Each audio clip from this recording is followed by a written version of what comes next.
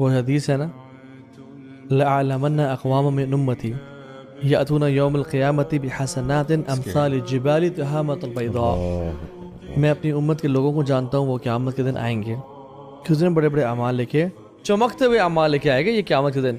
وہ کتنی تہجدیں پڑھی ہوں گی اس نے، کتنے روزے رکھے ہوں گے، کتنے حج کیے ہوں گے، کتنے عمرے کیے ہوں گے، لیکن اللہ تعالیٰ اس کے سارے اعمال کو ویسٹیج بنا دیں گے، زیرو کر دیں گے، ختم کر دیں گے. سبحان اللہ. صحابہ کو شوکر لگا. وہ رسول اللہ بتائیں کہ وہ کیا کرتے ہوں گے تاکہ ہم ان میں سے نہ بن جائیں.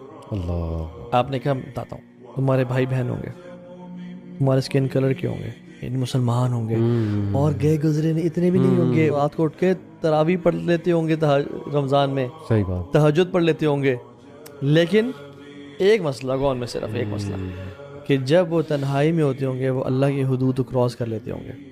یعنی میرے لیے سب سے بڑا موٹیویٹنگ فیکٹر یہ ہو سکتا ہے. لیکن جب آپ کو پتہ ہے آپ کی لائف کے سارے اعمال ختم ہو سکتے ہیں، اور کتنا بڑی پیمنٹ ہے جو آپ کو ادا کرنی ہے قیامت کے دن، اور آپ اتنے زیادہ اعمال کے باوجود بھی جہنم میں چلے جاؤ گے اپنی صرف ایک گندی ایڈکشن کے پیچھے.